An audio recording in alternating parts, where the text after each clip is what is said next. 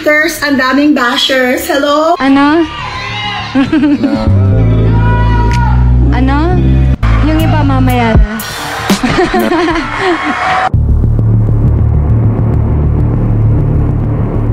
Mariel Rodriguez Padilla muling pinagpipiestahan ngayon sa social media.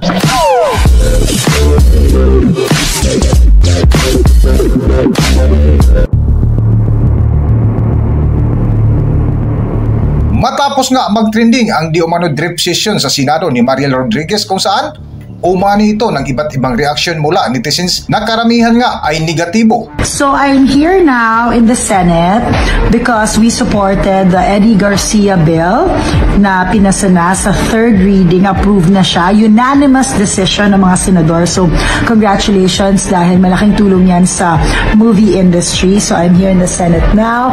Pero dahil iba tayo, ibahin. Look at what I'm doing. Drippin' Lux sa Senado. Drip anywhere. Kasi kailangan consistent tayo sa vitamins na nilalagay natin sa ating katawan. And si Drippin' Lux really helped me with so many things. So hindi na ako sakitin and I just feel so much better. And 100% absorption kasi intravenous siya. So it's really, really very good. Try it, Drippin' Lux. Try nyo din yung style ko na drip everywhere.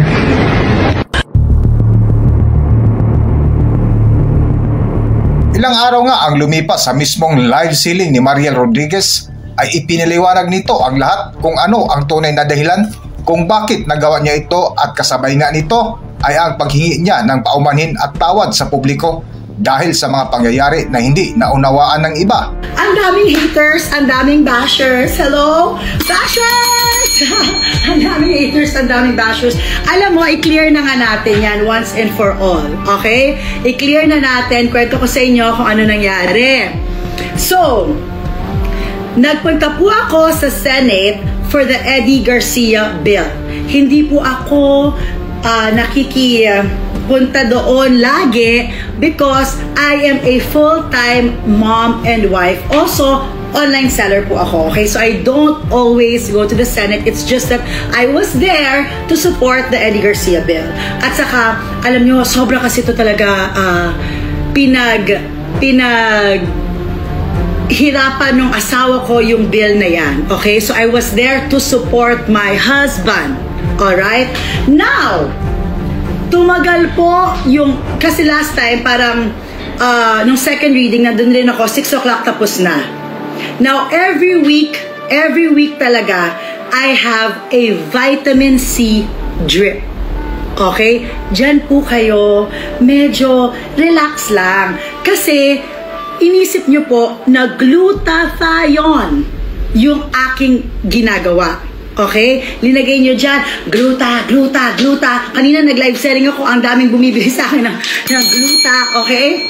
So, to let you know, para hindi kayo naniniwala sa fake news, vitamin C po yun. And matagal na namin yan ginagawa. Pandemic pa lang, ginagawa na po namin yan. Lahat kami dito, tuwing may nararamdaman, actually, never ko po intention na mang bastos or whatever. My intention was to show that no matter how busy we are, dapat prina-prioritize pa rin po natin yung paglalagay ng bitamina sa ating katawan. Okay? I had no intention whatsoever to disrespect the Senate or anything like that. Okay? It was never in my intention. Tapos, so, andali. Okay? And then, para sa akin, alam mo, honestly, in my head, I was in my husband's office. Okay? So, siguro, yun yung on my part, baka nakita ninyo na hindi maganda kasi sa utak ko talaga, I was in my husband's office. Ganun lang. 'Di ba? So, I felt na safe place yon because opisina po ng asawa ko. Yun ang aking iniisip. Okay? Pero, nag-post ako. Kasi nga, hindi ko naman inisipan po ng masama. Wala naman po akong bad intention kahit konti. So, ngayon, ako naman, pinost ko. Tapos, ang daming nag-react. So, to respect them, kasi nga parang, ay, oh my gosh, meron pala mga na-offend. Okay, sige, i-delete ko. So I deleted that post, but I never ever said that I was taking Glutadrip. It was vitamin C. Okay? Alright? Oh. Yes, go! Bakit sa Senate? Because yung oras po, dapat yun talaga, may appointment ako sa bahay. And then, sige, mag-question and answer tayo. Naging press con yung live selling ko. Sige, mag-press con tayo. Okay, kasi, thank you, sabi ni Edenbog, wag na po kayo mag-explain, hindi sila worth it, thank you. Ang toxic na mga tao dito, sabi niya, wag tayo ganyan, maging happy tayo dahil maganda yung mga deals na ibibigay natin tonight, okay? So, as I was saying, dapat, yung trip ko sa bahay talaga.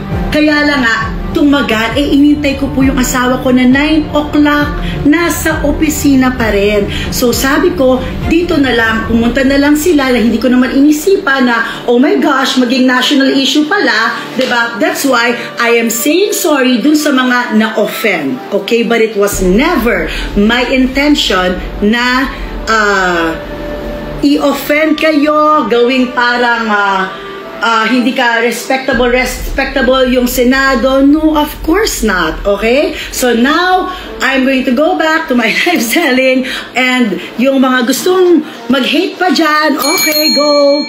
Diba? Ngunit hindi pa dito nagtapos ang kwento at lumipas nga ang ilang araw ay isang trending post na naman ang ginawa ni Mariel Padilla kung saan pinagpipiestan ito ngayon sa social media na ayon sa isang pahayagang Philippine Star kung saan ginamit nila ang content na Mariel, ginamit si Regine para ilihis ang isyo ng drip sa Senado. Karugtungan nito ay ang kwento na kay Mariel Rodriguez na di umano may kasalanan na naman sa publiko ang asawa ni Robin Padilla na si Mariel Rodriguez, at ito nga ay nang ipinost ang matagal ng video ni na Senator Robin Padilla at Regine Velasquez na nag-kiss sa national TV habang nagpo-promote ng kanilang movie. Ayon kay Mariel, tinatag lang sa kanya ang video at mas marami pa raw ang nagtatag sa kanya ng video ni na Robin at Regine, mas marami pa sa nagtatag sa controversial na drip session niya sa Senado. Ano? Ano? Yung iba mamaya na.